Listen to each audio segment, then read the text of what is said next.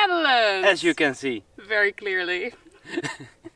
No, we're filming this a bit lagging behind. Where are we? Mauritania. Mauritania! We are about...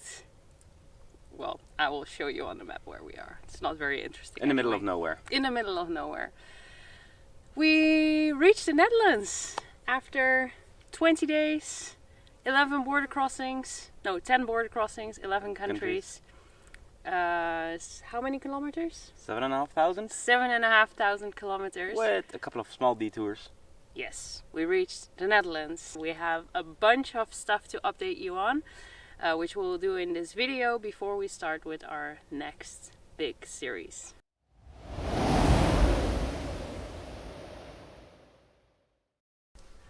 Just after we arrived in the Netherlands, we had to register ourselves in the municipality where we're going to live. After that, we had to register our car in the Netherlands as we drove to the Netherlands on Saudi license plates. So we had to remove the Saudi license plates, send them back, and then we had to make sure to get yellow Dutch license plates. To do this, you have to make an appointment with a checking station, inspection station, so to say. And then they're going to check if all the documentation, specifications of the car are available, and they're going to check if everything was okay. So there were 3 things wrong with the car. 2 things were very easy to fix, which was there was one light that was broken. We had a missing fog light at the back, so we had to install a fog light, which was fairly easy to do. You just bring it to a workshop and tell them, please install a fog light. The third and most important thing that was incomplete was that some of the technical data of the car was not available in Europe, and Toyota Europe couldn't help us with this data. So we had to get the data from somewhere else. This data was mainly gross vehicle mass of the car, what are the axle weights of the car. This is information that's brand specific and model specific. So we went back to Saudi, to one of our contacts, and asked them if they could help. But also Toyota Saudi told us, well, the car is older than 5 years, so we don't have this data anymore. Although they're selling the exact same car at the moment. So they either didn't want to help us or couldn't help us, or it was too difficult. In the end, we got a report from a German inspection station from the same car of a different year that had all the correct data. When we went for the re-inspection, because the first time the inspection failed the car, then you have to make a new appointment. So when we went for the re-inspection, the gentleman there was very helpful, very friendly, and he said, okay, what do you need to do? You have this data? Yes, we have this data. So he put it in the system, and basically that was done. A couple of days later we received our car registration papers and we could make the license plates.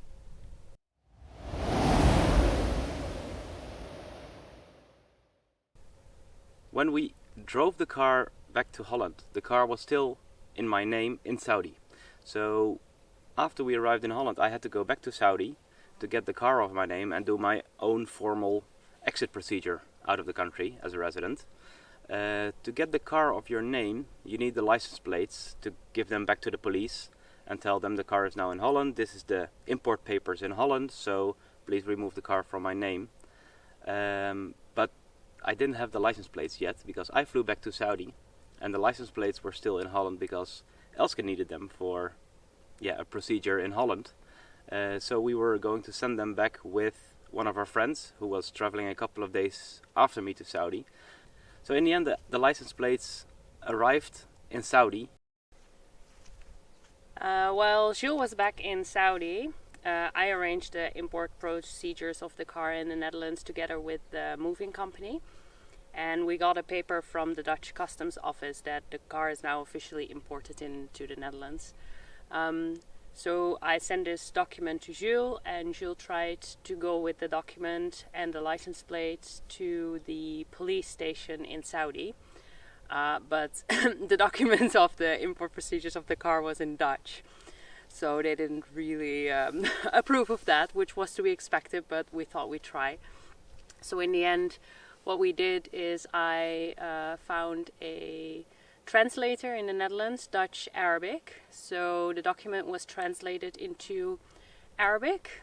After I got the document back, I went first to the Dutch courthouse so that they could attest that it was indeed a valid or a translator that had all his registration done at the court. After that, I went to the Ministry of Foreign Affairs to attest that this was a valid Dutch document.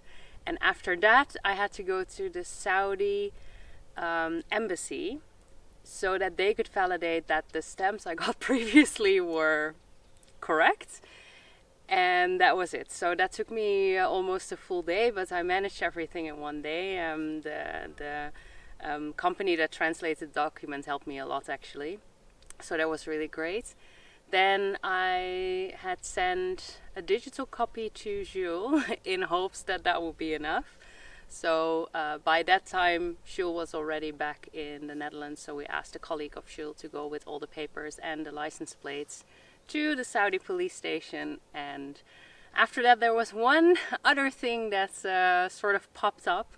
The police said, we need to make sure that you don't have an outstanding, as they say in Arabic, a trip ticket, but it's the same to a carnet de passage. So what we had to do is we had to ask the Saudi Arabian Car Association or Automobile Association to provide us with a letter that we didn't have a carnet de passage on our car.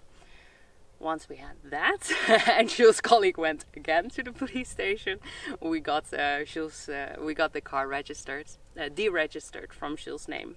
So that was great because in Saudi you cannot do a final exit, so your last trip outside of the country on your work contract, if you still have a car registered under your name. So this car really needed to be deregistered. In the end, it's not a difficult procedure in Saudi, but due to the circumstances it became difficult.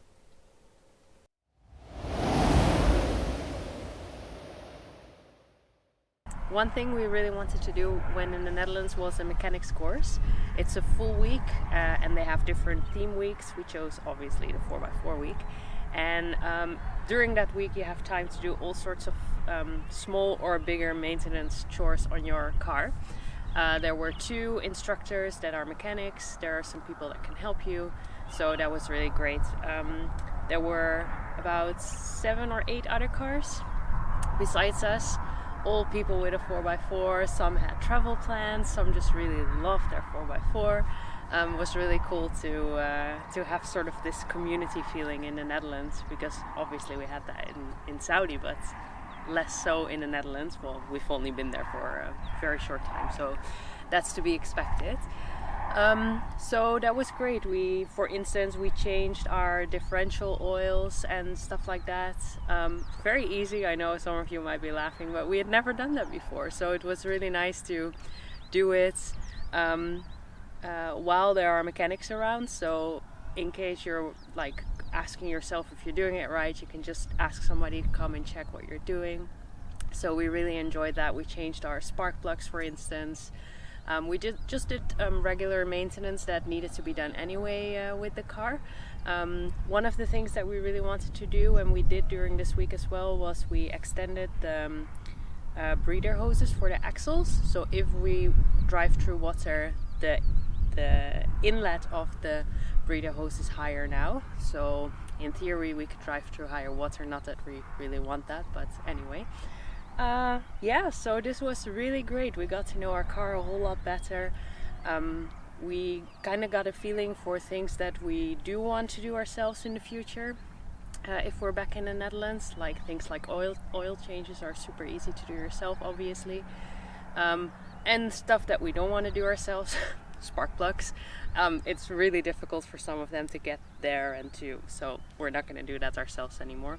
But you sort of get an idea also how long things take to change, so you can check your bill from the garage a little bit better. So yeah, all in all, we had a really, really good week during the mechanics course.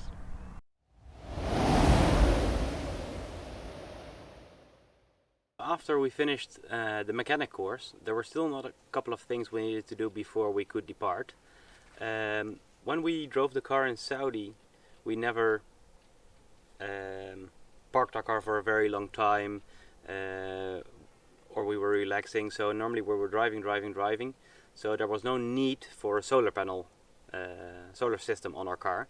But now we're doing this trip, we needed solar energy because sometimes we're 1 or 2 days on a campsite or just somewhere in the middle of nowhere. So we decided to install a solar system, and we also made an upgrade to our battery. We were using a regular car battery as a household battery, but those you can only discharge for about 50%, otherwise they fail, or they might fail. And a lithium battery you can discharge for almost 100%.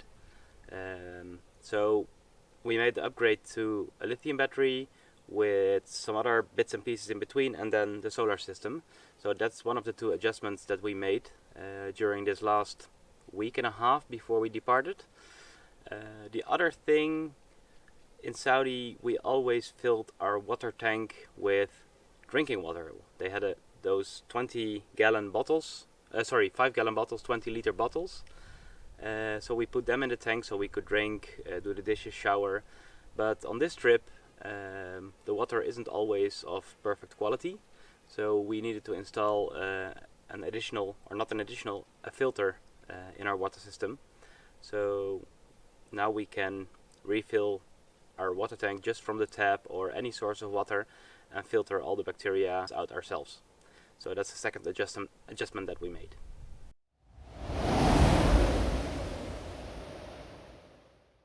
What's this big thing that we're gonna do? I mean, some of you might have already sort of assumed it because we've given a lot of hints. And we might have given it away by saying Mauritania in the beginning of this video. Although this scenery could also be Saudi. So it might have been a joke. Yeah, but no, we're really in Mauritania at the moment. Because we are going to travel in about 1 year time from Netherlands to South Africa. Spending or visiting all countries in between, more or less, on the west coast of Africa. So that's about 20 countries. Yep. Depending on which countries we want to skip and visit. And yeah. We don't really have a very fixed plan. Also, our time frame is not very fixed.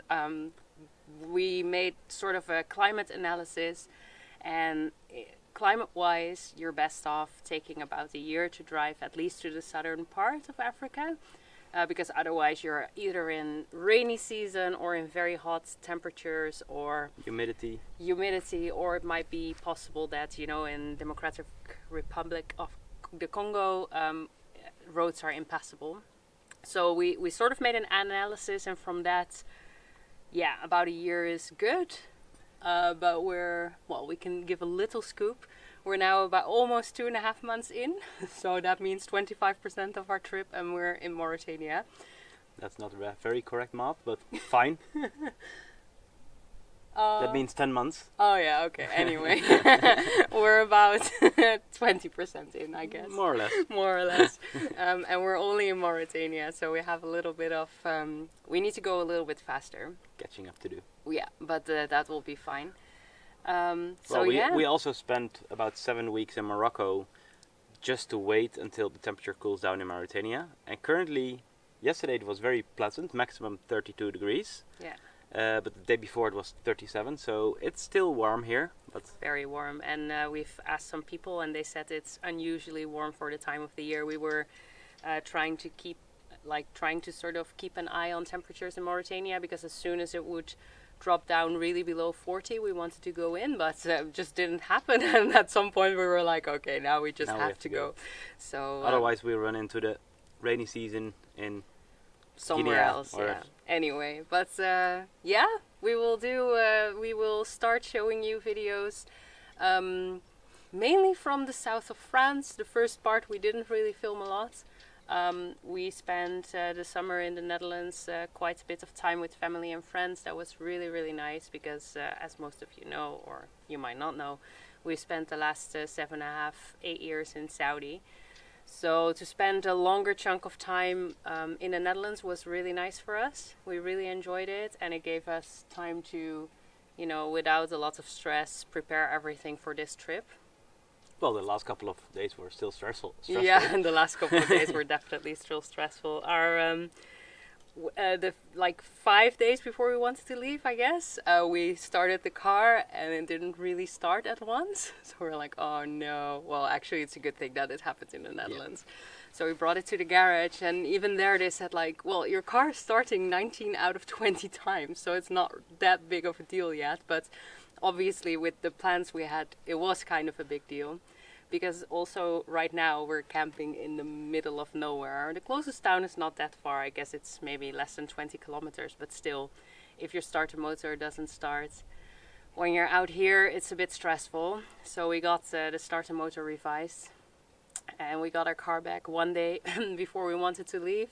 So also the packing was left to one day before we wanted to leave. Which is fine, because we knew what we were going to bring. And of course we already traveled from Saudi to the Netherlands, so that was even more stuff that we brought. So yep. Yeah, and we did a lot of 1 week trips in Saudi, and to be honest, for a 1 year trip you don't need that much more than for 1 week. No, at least we didn't bring much more than for 1 week, so the car's quite empty, which is good. There's space, and it's relatively light, I guess.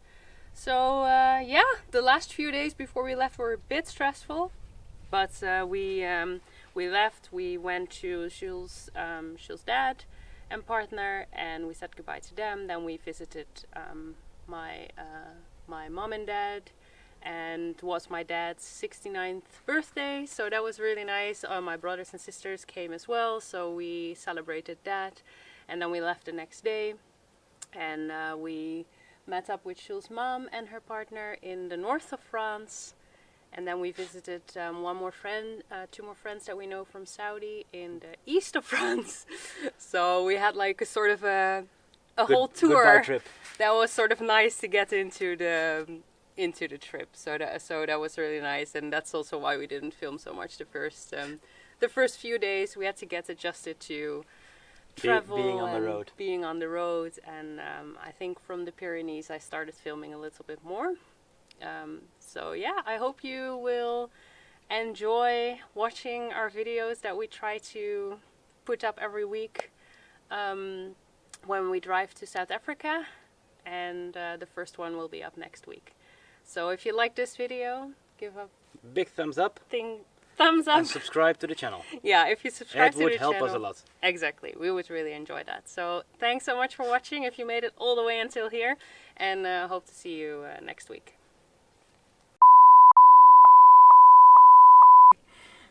What are we doing?